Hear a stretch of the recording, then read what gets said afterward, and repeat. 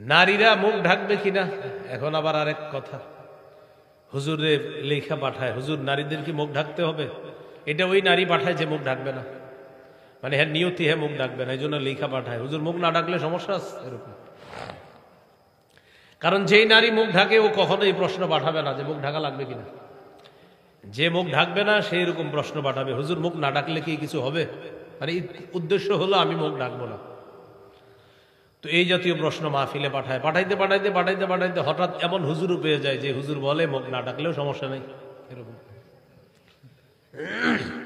আমি তো কখনো বলি না, প্রশ্ন উত্তর দেও না, কিন্তু কথা হলো ওই যে এরকম পাঠায়, পাঠাইতে পাঠাইতে এমন একজনের কাছে পড়ে যায়, তখন বলে দিল হ্যাঁ মুখ না ডাকলেও সমস্যা নেই। এই মহিলারে আপনি জিন্দিগিতে যত ওয়াজ করেন সে আর মুখ ডাকবে না।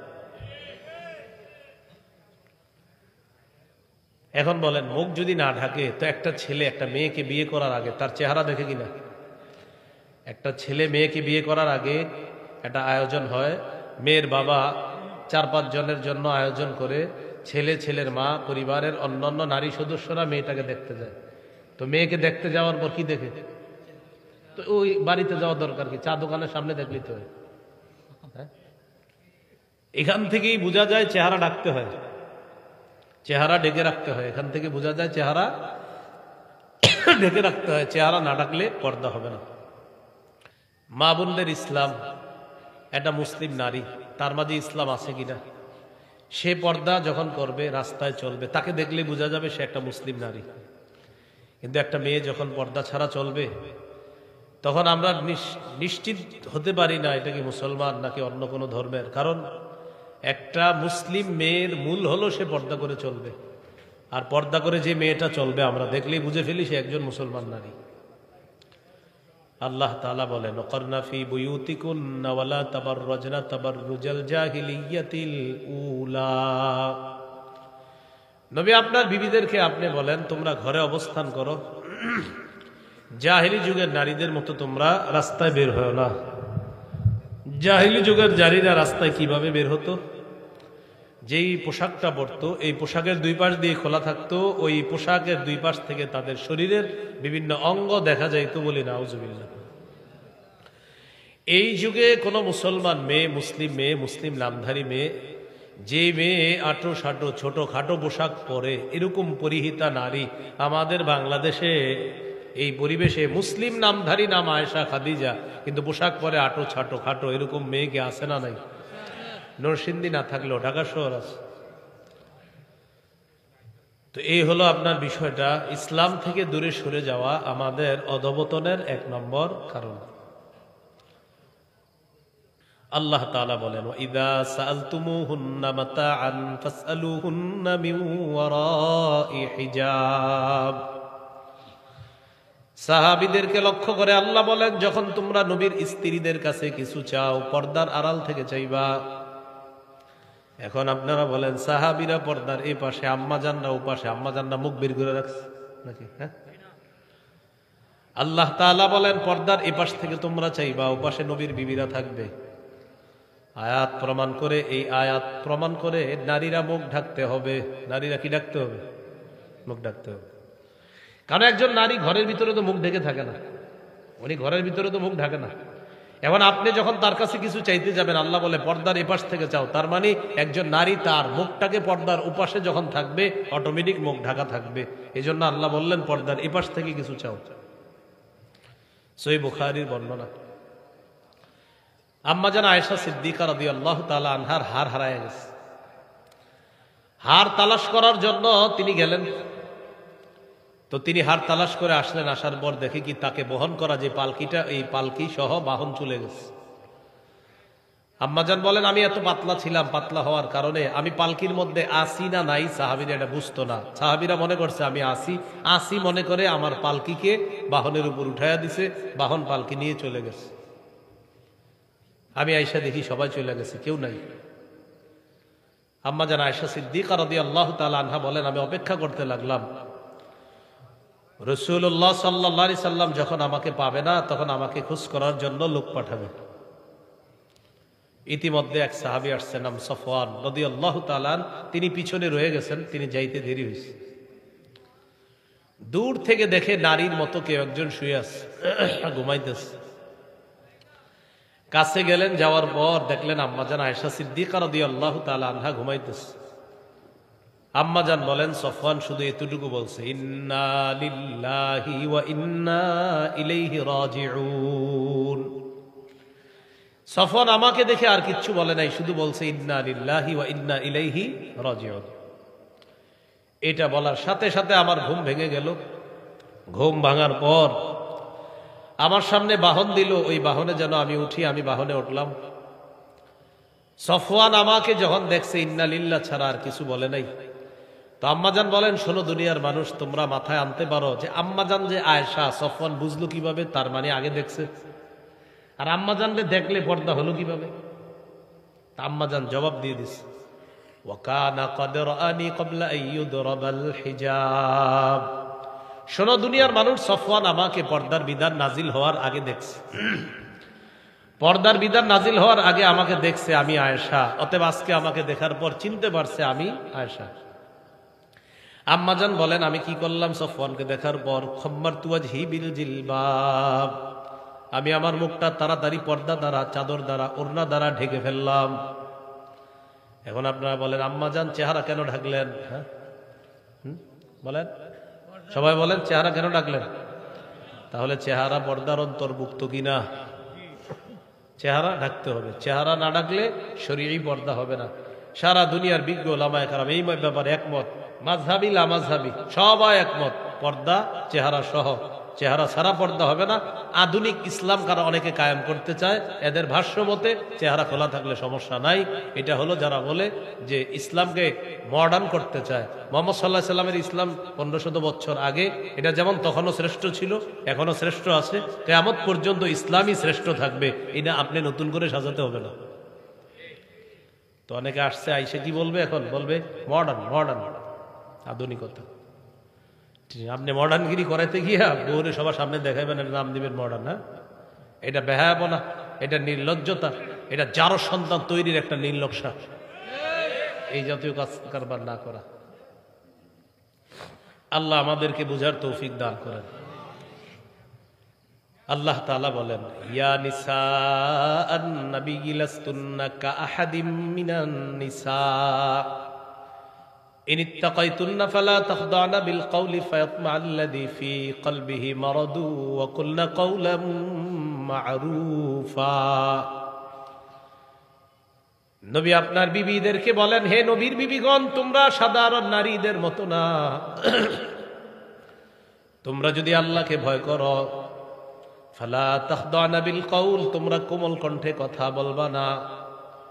আল্লাহ তাআলা নবীর বিবিদেরকে বলতেছেন কোমল কণ্ঠে কথা বলবা না। ফায়াতমা'আল্লাযী ফী কলবিহি মারাদুন, কোমল কণ্ঠে যদি কথা বলো, যার অন্তরের মধ্যে রোগ আছে, এই রোগগ্রস্ত অন্তরওয়ালা মানুষটা বিপদে পড়বে।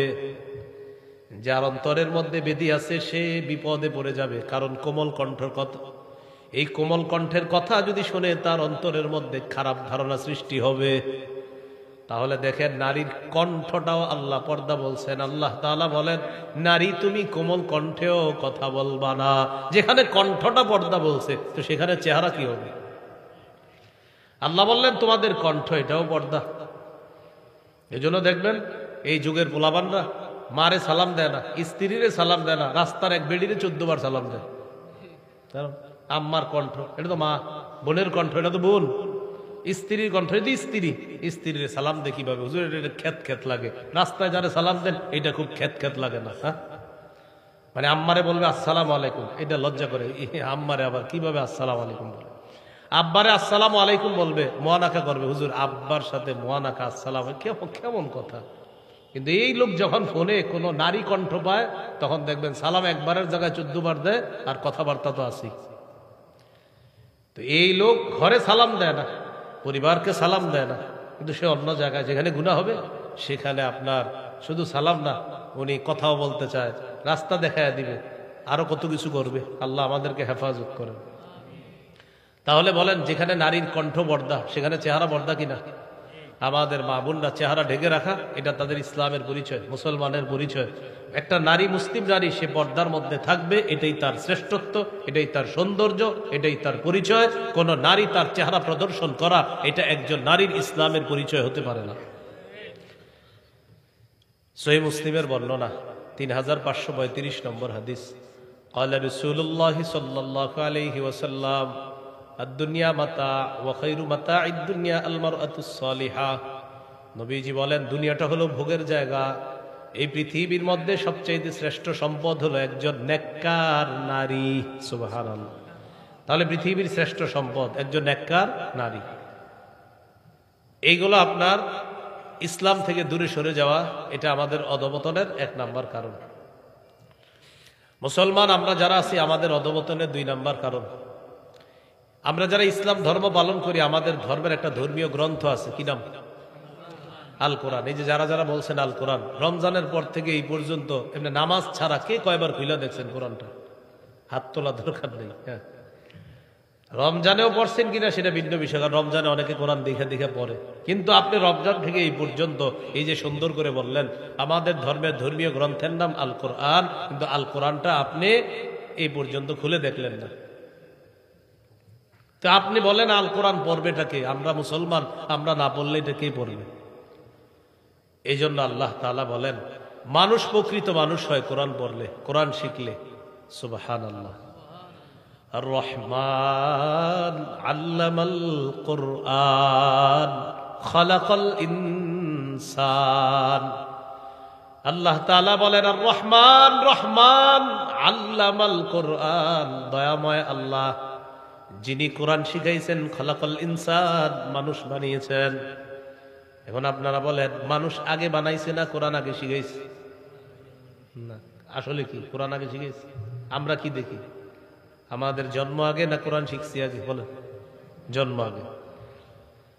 আয়াতের উদ্দেশ্য হলো একটা মানুষ জন্মের পর জন্মগত মানুষ হয়, আসল মানুষ হয় না।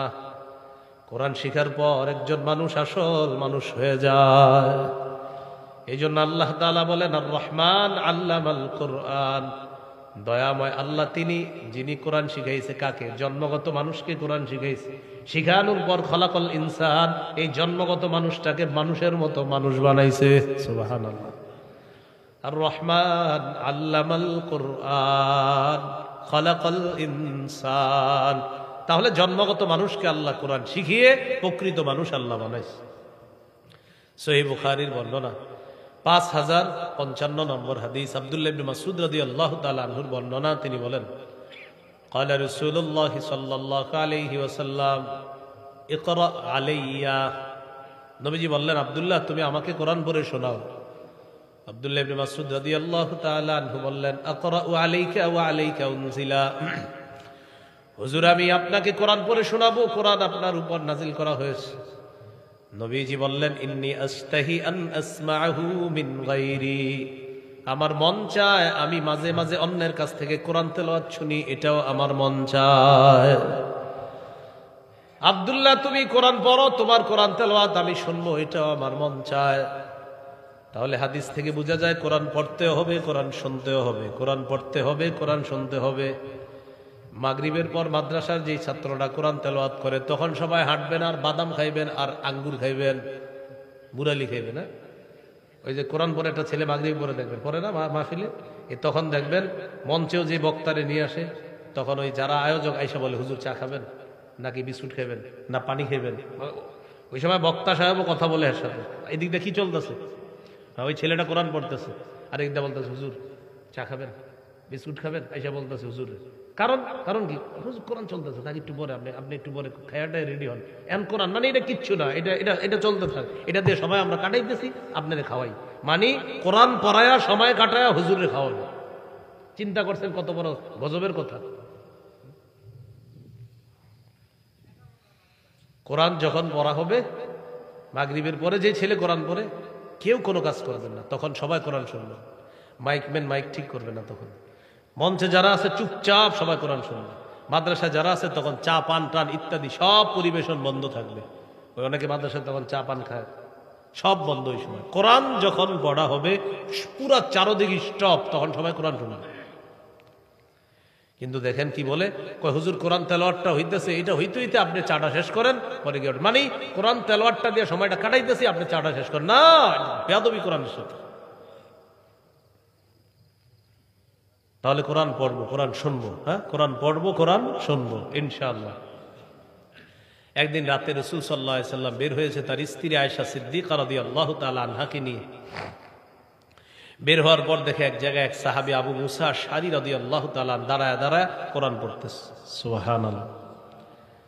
নবী তার বিবি আম্মা জান আয়েশা সিদ্দিকা রাদিয়াল্লাহু তাআলা আনহাকে বললেন, আয়েশা চুপচাপ কোরআন তেলাওয়াত শোনো।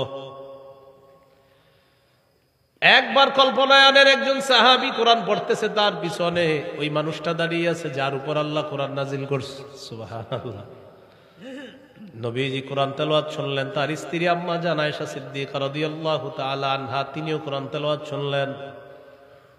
উভয়ে কোরআন তেলাওয়াত শোনার পর চুপে চুপে আবার পিছনে চলে গেলেন। পরের দিন আবু মুসা রাদিয়াল্লাহু তাআলা আল্লাহ নবীর কাছে গেলেন। যাওয়ার পর বললেন, আল্লাহ নবী আবু মুসাকে ডাক দিয়ে বলে, আবু মুসা, গত রাতে তুমি কোরআন তেলাওয়াত করতেছিলে অমুক জায়গায় দাঁড়ায় দাঁড়ায়। সুবহানাল্লাহ। আবু মুসা আশআরী রাদিয়াল্লাহু তাআলা আনহু বললেন, ইয়া রাসূলুল্লাহ, লাউ আলিমতু বিমাকানিকা লাহাব্বারতু লাকা তাহবীরা। হুজুর, আমি যদি জানতাম আমার পিছনে আপনি দাঁড়িয়ে আছেন, আমি যদি জানতাম তাহলে আমি আরো সুন্দর করে কোরআন তেলাওয়াত করতাম। হুজুর, আপনি আমার তেলাওয়াত শুনছেন, আমি জানলে আমি আরো সুন্দর করে কোরআন তেলাওয়াত করতাম। তো মনে আসেনি আব্দুল্লাহ ইবনে মাসউদকে বলতেছে, হুজুর, যে নবীজি বলতেছে, আব্দুল্লাহ তুমি কোরআন পড়ে শোনাও। আব্দুল্লাহ ইবনে মাসউদ রাদিয়াল্লাহু তাআলা আনহু বললেন, আকরাউ আলাইকা ওয়া আলাইকা উনজিলা। ইয়া রাসূলুল্লাহ, আমি আপনাকে কোরআন পড়ে শোনাবো, কোরআন তো আপনার উপর নাজিল করা হয়েছে। এই কথা শোনার পর নবীজি বললেন, ইন্নী আশতাহি আন আসমাহু মিন গায়রি। আমার মন চায় আমি অন্যের কাছ থেকে কোরআন তেলাওয়াত শুনি, এটা আমার মন চায়। তো এই কথা বলার পর আব্দুল্লাহ ইবনে মাসউদ বলেন, ফাকরাতুন নিসা, আমি সূরা নিসা তেলাওয়াত করা শুরু করলাম। হাত্তা ইযা বালাগতু ফাকাইফা ইযা জিনা মিন কুল্লি উম্মাতিন বিশাহীদ ওয়া জিনা বিকা আলা হাউলাই শাহীদা। এই আয়াতের অর্থ হলো, সেদিন তাদের কি অবস্থা হবে, যেদিন আমি প্রত্যেক উম্মত থেকে একজন সাক্ষী বের করব আর আপনাকে তাদের ব্যাপারে আমি সাক্ষী বানাবো, সেদিন তাদের কি অবস্থা হবে। এই আয়াত শোনার পর আল্লাহ নবী বললেন, আব্দুল্লাহ তুমি থেমে যাও, আর পড়বা না। আব্দুল্লাহ ইবনে মাসউদ বলেন, আমি নবীর চেহারার দিকে তাকাইলাম, তাকায় দেখে ফারাআইতু আইনাইহি তাজরিফান। উম্মতের মায়ায় আল্লাহ নবীর দুই চোখ থেকে পানি ঝরে পড়তেছে। নবীজি কাঁদতেছে, উম্মতের মায়া কান্না করতেছে। তাহলে কি শিখলাম? কোরআন পড়তে হবে, কোরআন শুনতে হবে। সহিহ বুখারীর 5011 নম্বর হাদিস। বারা ইবনে আযিব রাদিয়াল্লাহু তাআলা আনহুর বর্ণনা, তিনি বলেন, কানা রাজুলুন ইয়াকরাউ সূরাতাল কাহফি। এক ব্যক্তি সূরা কাহফ তেলাওয়াত করতেছিল। আজকে কি বার? এই এখন আপনারা পারেন সূরা কাহফটা পড়ে নিতে। এই জুমার রাত চলতেছে না, সূরা কাহফের আমল আজকে এখন করলেও হয়ে যাবে। জুমার রাত সূরা কাহফের আমলটা করতে পারেন। তো এক সাহাবী সূরা কাহফ তেলাওয়াত করতেছিলেন। তিনি তেলাওয়াত করতে করতে হঠাৎ দেখে তার উপর এক খণ্ড মেঘ, মেঘের মতো, সুবহানাল্লাহ, মেঘের মতো। পাশে তার ঘোড়া বাঁধা। তিনি যত বেশি কোরআন তেলাওয়াত করে মেঘ আরো নিচের দিকে আসে, তার ঘোড়া লাফানো শুরু করছে। ফাজা আলা ফারাসুহু ইয়ানফির, ঘোড়াটা লাফায়। ঘোড়ার লাফালাফি দেখে সাহাবী তার তেলাওয়াত বন্ধ করে তাকাইলেন উপরের দিকে, দেখলেন মেঘ খণ্ড আবার আকাশের দিকে চলে যায়। নবীর কাছে গেলেন, যাওয়ার পর বললেন, ইয়া রাসূলুল্লাহ, ইয়া হাবিবাল্লাহ, মেঘ খণ্ড আসছে আমি কোরআন তেলাওয়াত করার পর। হুজুর, আমার তেলাওয়াত যখন আমি বন্ধ করলাম, মেঘ খণ্ড আবার উপরের দিকে চলে গেছে।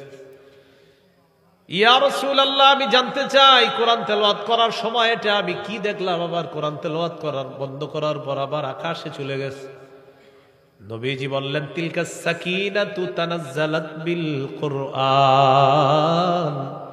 এটা হলো সাকিনা, এটা হলো প্রশান্তি। কোরআন তেলাওয়াত করলে আল্লাহ তাআলা সাকিনা নাজিল করেন। গত রাত তুমি আল্লাহর সাকিনাটা সরাসরি দেখতে পেয়েছো। তুমি যেটা দেখছো এটা সাকিনা, এটা প্রশান্তি, এটা কালকে স্বচক্ষে আল্লাহ তোমাকে দেখাইছে। আরেক সাহাবী নাম উসাইদ ইবনে হুযাইর রাদিয়াল্লাহু তাআলা, তিনি বলেন, এক রাতে তিনি কোরআন তেলাওয়াত করতেছে। তার ছেলে ইয়াহিয়া তার পাশে, পাশে তার ঘোড়া বাঁধা। তিনি যত বেশি তেলাওয়াত করে তার ঘোড়া লাফায়। তেলাওয়াত করতে করতে দেখে কি আকাশের মেঘখণ্ড, এই মেঘখণ্ডের ভিতরে এরকম বাতি বাতি, এরকম এক একটা বাতি, মেঘখণ্ডের ভিতরে ছোট্ট ছোট্ট বাতি। সহিহ মুসলিমের বর্ণনা। তো এই জাতীয় দৃশ্য দেখার পর তিনি কোরআন পড়া বন্ধ করে দিলেন। পরের দিন নবীর কাছে গেলেন। যাওয়ার পর নবীকে বললেন, ইয়া রাসূলুল্লাহ, আমি রাতের বেলা এই দৃশ্য দেখলাম। নবীজি বললেন, ইকরা ইবনে হুজাইর ও উসাইদ ইবনে হুজাইর, তুমি যদি আরো তেলাওয়াত করতা।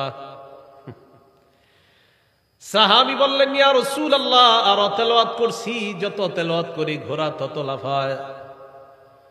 নবীজি বলেন, ইকরা ইবনে হুজাইর ও উসাইদ ইবনে হুজাইর, তুমি যদি আরো তেলাওয়াত করতা। সাহাবী বলেন, হুজুর আরো তেলাওয়াত করছি, ঘোড়া আরো লাফায়। নবীজি বলেন, ও উসাইদ ইবনে হুজাইর, তুমি যদি আরো তেলাওয়াত করতা। সাহাবী বলেন, হুজুর আরো তেলাওয়াত করছি, ঘোড়া আরো লাফায়। খাশিতু আন তাতা ইয়াহইয়া, আমি ভয় পেয়ে গেলাম ঘোড়া লাফাইতে লাফাইতে না জানি আমার সন্তান ইয়াহিয়াকে পিষ্ট করে আমার সন্তানটা মারা যায়। এই টেনশনে আমি কোরআন পড়া বন্ধ করে দিলাম। নবীজি বলেন, ইকরা ইবনে হুজাইর ও উসাইদ ইবনে হুজাইর, তুমি যদি আরো কোরআন তেলাওয়াত করতা। তুমি জানোনি কাদেরকে দেখছো? এই যে আকাশের মেঘখণ্ড তোমার বাড়ির উপর চলে আসছে, ভিতরে লাইট দেখলা, বাতি দেখলা, তিলকাল মালাইকাতু তাসতামিউ লিকিরাআতিক, এরা ছিল আল্লাহর অসংখ্য অগণিত ফেরেশতা, তারা দুনিয়াতে চলে আসছে তোমার কোরআন তেলাওয়াত শোনার জন্য। তাহলে উম্মত গোমরাহ হওয়া, উম্মত অধঃপতন হওয়া দ্বিতীয় কারণ কোরআন ছেড়ে দেওয়া। আমাদের নাম মুসলমান, ধর্মের নাম ইসলাম, আমাদের ধর্মীয় গ্রন্থের নাম কোরআন, এই কোরআন আমরা ছেড়ে দেওয়া, এটা আমাদের অধঃপতনের 2 নম্বর কারণ। তাহলে ভাই কোরআন পড়বো, কোরআন শুনবো ইনশাআল্লাহ। তিরমিজির হাদিস 2909 নম্বর হাদিস, 2909। قال رسول الله صلى الله عليه وسلم خيركم من تعلم القرآن وعلمه, নবীজি বলেন, তোমাদের মধ্যে সর্বোত্তম ওই ব্যক্তি যে কোরআন শিখে অন্যকে শিখায়, সে সর্বোত্তম। তিরমিজির 2910 নম্বর হাদিস। قال رسول الله صلى الله عليه وسلم من قرأ حرفا من كتاب الله فله به حسنة والحسنة بعشر أمثالها لا أقول ألف لام ميم حرف ولكن ألف حرف ولام حرف وميم حرف। নবীজি বলেন, কোরআনের একটা অক্ষর যদি কেউ জবানে উচ্চারণ করে, সাথে সাথে তার আমলনামায় 10টা নেকি লেখা হয়ে যায়। লা আকুলু আলিফ লাম মিম হারফুন, নবীজি বলেন আলিফ লাম মিম পুরাটা একটা অক্ষর, আমি এমনটা বলি না, বরং আলিফ একটা অক্ষর, লাম একটা অক্ষর, মিম একটা অক্ষর। কেউ যদি এই 3টে অক্ষর মুখ দিয়ে উচ্চারণ করে, আল্লাহ তাআলা তার আমলনামায় সাথে সাথে 30টা নেকি লিপিবদ্ধ করে দেয়। কয়টা নেকি? 30টা নেকি। তাহলে কোরআন পড়বো, কোরআন শুনবো, শুনবো তো ইনশাআল্লাহ, পড়বো আবার শুনবো, উভয় আমল করবো। সূরা ফাতির আল্লাহ তাআলা বলেন, ইন্নাল্লাযীনা ইয়াতলুনা কিতাবাল্লাহ ওয়া আকামুস সালাহ ওয়া আনফাকু মিম্মা রাযাকনাহুম সিররাও ওয়া আলানিয়াতান ইয়ারজুনা তিজারাতান লান তাবুর। আল্লাহ তাআলা বলেন, যারা নিয়মিত কোরআন তেলাওয়াত করবে, যারা নামাজ আদায় করবে, যারা দান সদকা করবে, গোপনেও দান করবে, প্রকাশ্যে দান করবে, তারা এমন এক ব্যবসা করে যে ব্যবসায় কখনো লস নাই, লাভ আর লাভ। সেই ব্যবসায় কি লাভ আর লাভ? সেটা কি লাভটা কি? লিওয়াফিয়াহুম উজুরহুম, আল্লাহ তাআলা যেন তাদেরকে তাদের পূর্ণ প্রতিদান দিয়ে দেয়। ওয়ায়াজিদাহুম মিন ফাদলি, দুনিয়াতে আল্লাহ তাদেরকে প্রতিদিন তাদের মর্যাদা বাড়ায়া দিবেন। শুধু তাই না, আখিরাতে আল্লাহ তাদেরকে ভরপুর সওয়াবের মালিক বানায়া দিবেন। এই হলো কোরআন তেলাওয়াত করা। কোরআনে মানুষের মর্যাদা বাড়ায়। ইবনে মাজাহ হাদিসের কিতাব 218 নম্বর হাদিস। ওমর ইবনুল খাত্তাব রাদিয়াল্লাহু তাআলা এক ব্যক্তিকে মক্কার গভর্নর বানিয়ে দিছে। তো মক্কার গভর্নরের দায়িত্ব হলো মক্কার আশেপাশের যে এলাকা আছে এগুলা দেখাশোনা করা। এখন একদিন এই মক্কার গভর্নরের সাথে দেখা হয়েছে হযরত ওমরের। কোথায়? উসফান নামক জায়গার নাম উসফান। সেখানে দেখা হওয়ার পর হযরত ওমর ফারুক রাদিয়াল্লাহু তাআলা আনহু বললেন, আচ্ছা কি অবস্থা মক্কার আশেপাশে যে এলাকাগুলা, এই এলাকার দায়িত্ব ঠিকমতো পালন হচ্ছে তো? জি হযরত হচ্ছে। কাকে প্রশাসক বানাইছো? তো বলতেছে রাজুলুম মিন মাওয়ালিনা। ভাই কয়েল ধরাইছেন নাকি কেউ এখানে? হ্যাঁ কয়েল ধরাইছে কেউ?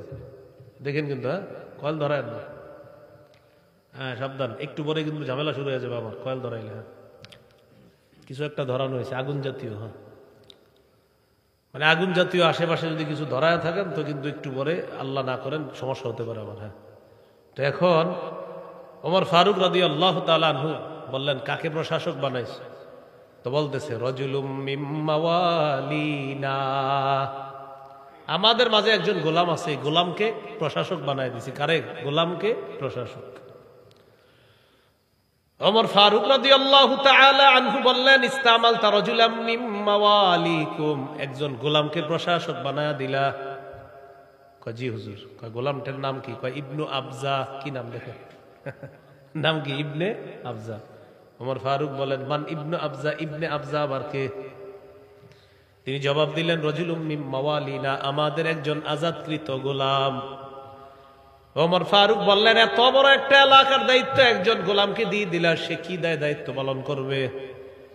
মক্কার গভর্নর জবাব দিলেন, আমিরুল মুমিনিন, যদিও লোকটা গোলাম ছিল, এখন তো আর গোলাম না, এখন আজাদ। হ্যাঁ বলতে পারেন গোলাম থাকার কারণে সে তো পড়াশোনা করে নাই, না এমনটা না। আমি তার 3টা গুণের কারণে আমি তাকে এই আশেপাশের এলাকার প্রশাসক বানায়া দিছি। কয় গুণের কারণে? 3 গুণ। 1 নাম্বার, কারিউন লিকিতাবিল্লাহ, এই লোকটা যদিও গোলাম কিন্তু আল্লাহর কোরআনের আলেম, সুবহানাল্লাহ। 2 নাম্বার, ও আলিমুন বিল ফারাইজ, লোকটা ফরজ বিদ্যা সম্পর্কে জানে। 3 নাম্বার, ও কাজিন, বিচার ব্যবস্থা ভালো জানে। এই 3 গুণের কারণে আমি তাকে আশেপাশের এলাকার প্রশাসক বানায়া দিছি। ওমর ফারুক বলে, আমার বুঝে আসছে, আমি আল্লাহ নবীকে বলতে শুনেছি, ইন্নাল্লাহা ইয়ারফাউ বিহাদাল কিতাবি আকওয়ামা ওয়া ইয়াদউ বিহি আখারিনা, আল্লাহ তাআলা এই কিতাবের মাধ্যমে, এই কোরআনের মাধ্যমে এক দলের মর্যাদা বাড়ায় দেয়, আরেক দলকে অপদস্থ করে ছাড়ে। যারা কোরআন অনুযায়ী আমল করে তাদের সম্মান মর্যাদা আল্লাহ বাড়ায় দেয়, আর যারা কোরআন অনুযায়ী আমল করে না তাদেরকে আল্লাহ অপদস্থ লাঞ্ছিত করে ছাড়ে। নাউজুবিল্লাহ। আজকে এই গোলামের মধ্যে কোরআন থাকার কারণে আল্লাহ তাআলা তার এত মর্যাদা দিছে যে তাকে প্রশাসকের মতো দায়িত্বে আল্লাহ বসায় দিচ্ছে। তাহলে বলেন কোরআন সম্মান কমায় না বাড়ায়? বাড়ায়। এই জন্য যেই ছাত্র কোরআন তেলাওয়াত করে মাঝে মাঝে, ওই ছাত্রটাকে এখানে বসাইতে হবে। এখানে কোরআন তেলাওয়াত যখন দিবেন আপনারা এখানে বসাইবেন। আমরা দেখি মাঝে মাঝে আলোচক এখানে বসে আর ছাত্রটা ওখানে দাঁড়ায় তেলাওয়াত করে না এরকম? আলোচক এখানে, তেলাওয়াত ওখানে না। আমি তো চেষ্টা করি, আমি কোরআন তেলাওয়াত করলে আমি নিচে বসে যাই, ওই ছাত্র এখানে বসবে, কারণ কোরআনের কারণেও এখন আমাদের চেয়ে দামি। আমরা ও যে আমাদের চেয়ে বয়সে ছোট, এই কারণে বসাইছি আমরা তো ওরে কোনো দাম দিইনি, কোরআনের দাম দিছি, আর কোরআনের কারণে ওরে দাম দিছি। কথাটা বুঝে আসে না? এই জন্য কোরআন যখন কেউ পড়বে ব্যাস নাম ঘোষণা করবেন, আমাদের এই তালিমুল কোরআন হাফিজি আমাদের একটা ছেলে তেলাওয়াত করবে, এখানে বসায় দিবেন। এখানে যদি কোনো মুরব্বী বসা থাকে এই পাশের কোনো চেয়ারে ওই ছেলেকে বসায় দিবেন। কেন? ও আল্লাহর কথা, আল্লাহর কালাম তেলাওয়াত করবে, সেই কালামকে সম্মান করতে হবে। আল্লাহ আমাদেরকে বুঝার তৌফিক দান করেন। তাহলে কোরআন মর্যাদা বাড়ায়।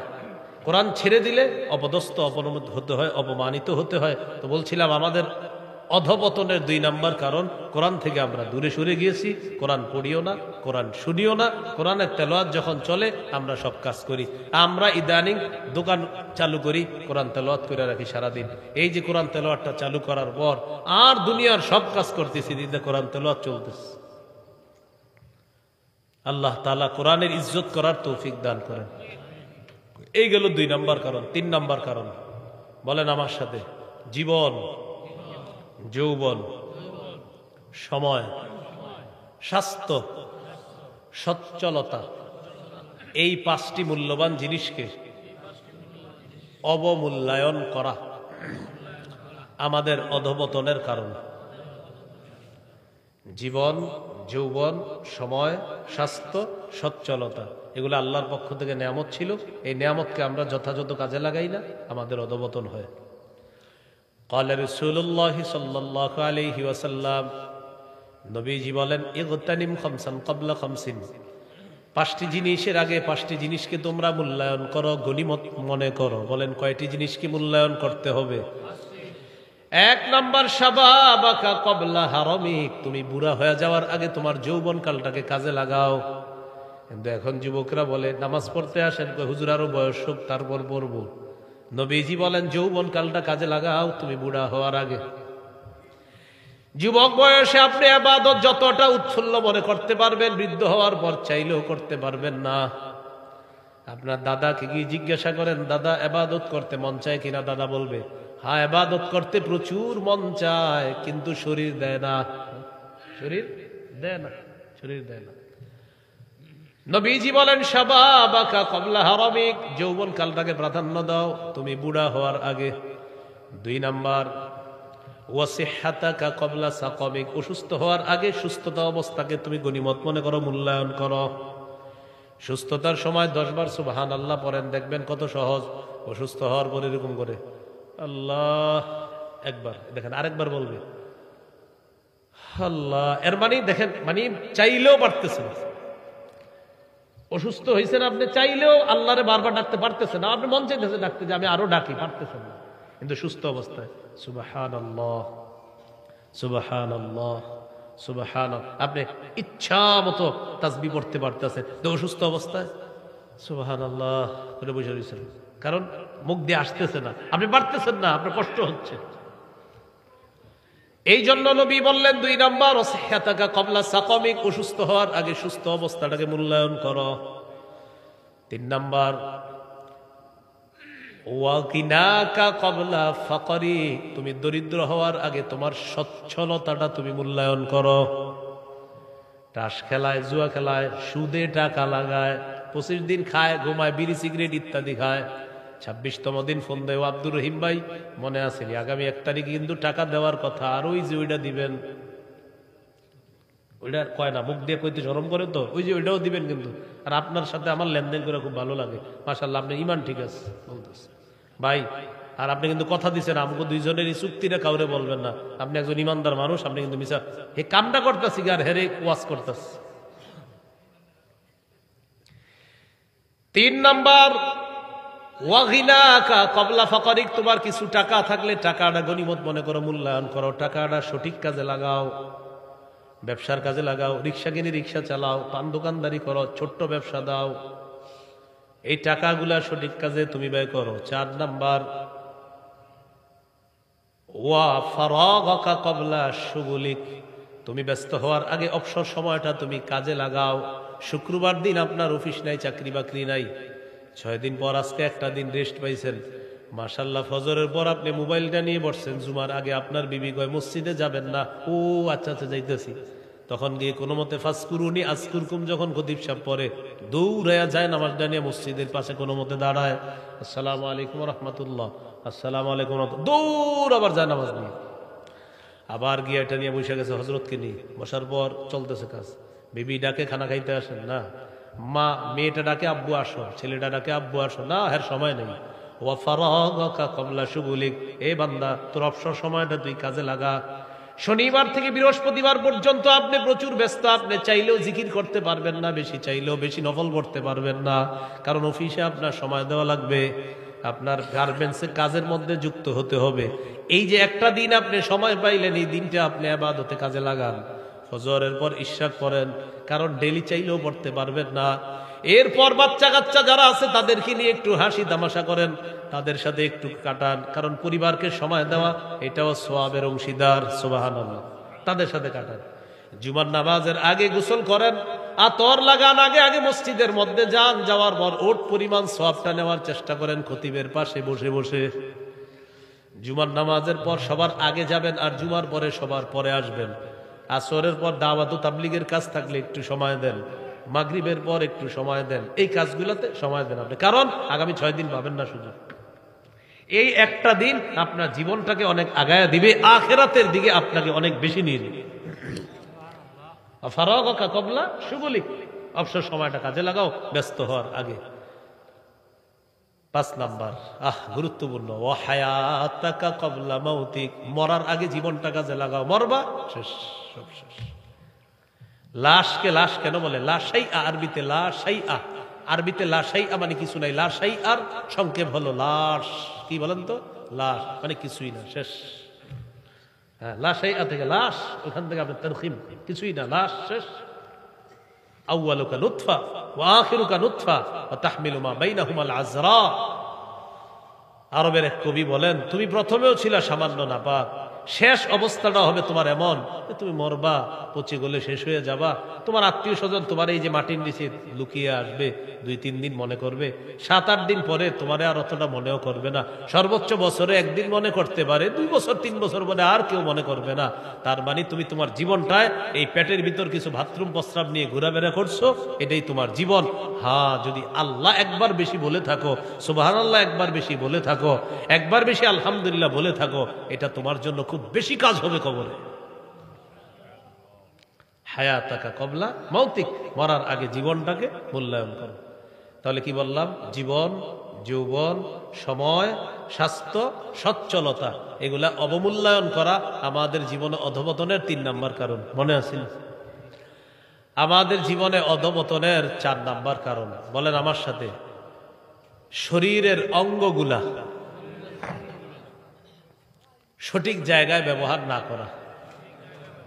একটু সুন্দর বাংলায় যদি বলেন, বলেন পঞ্চ ইন্দ্রিয় সঠিকভাবে ব্যবহার না করা আমাদের অধঃপতনের কারণ। চোখ, কান, নাক ইত্যাদি, এগুলো আমরা যে জায়গায় দেখা দরকার দেখি না, যা শোনা দরকার আমরা শুনি না। তো অঙ্গ প্রত্যঙ্গগুলো আমরা সঠিকভাবে কাজে লাগাবো, বলেন সবাই ইনশাআল্লাহ। আল্লাহ তাআলা আমাদের সকলকে যেই কথাগুলো বললাম, শুনলাম, আমরা আমাদের জীবনটা এইভাবে মূল্যায়ন করার চেষ্টা করব এবং আমাদের জীবনটা অধঃপতন থেকে আমরা রক্ষা করব। আল্লাহ তৌফিক দান করেন। আমিন। ওয়া আখিরু দাওয়ানা আনিল হামদুলিল্লাহি রাব্বিল আলামিন।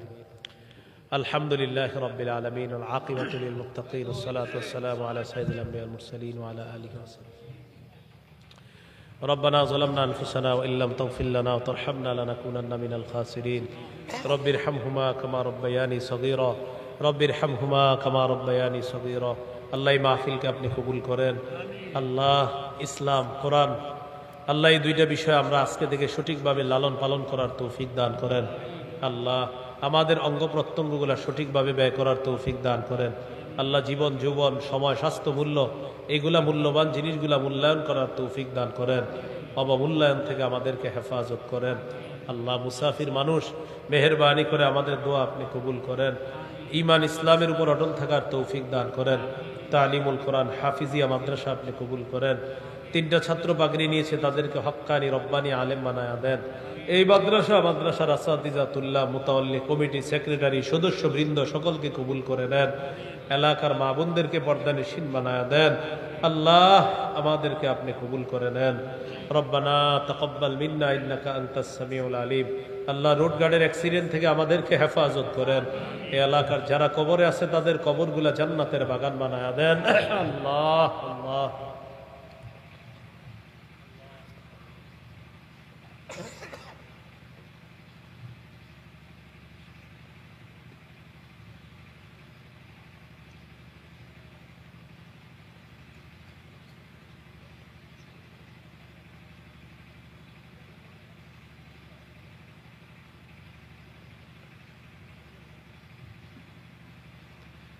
আল্লাহ আমাদেরকে আপনি মাফ করে দেন। আল্লাহ আমাদেরকে আপনি মাফ করে দেন। আল্লাহ আমাদেরকে আপনি মাফ করে দেন। বিপদ আপদ থেকে আমাদেরকে হেফাজত করেন। আল্লাহ উলামায়ে কেরাম অনেকে সফরে আছে, সবার সফরকে নিরাপদ করে দেন। রব্বানা তাকাব্বাল মিন্না ইন্নাকা আনতাস সামিউল আলিম তুব আলাইনা ইন্নাকা আনতাত তাওয়াবুর রহিম। সাল্লাল্লাহু তাআলা আলা খাইরি খালকিহি মুহাম্মদ ওয়া আলা আলিহি ওয়া আসহাবিহি আজমাইন। সুবহানা রাব্বিকা রাব্বিল ইজ্জাতি আম্মা ইয়াসিফুন, সালামুন আলাল মুরসালিন, আলহামদুলিল্লাহি রাব্বিল আলামিন। আসসালামু আলাইকুম।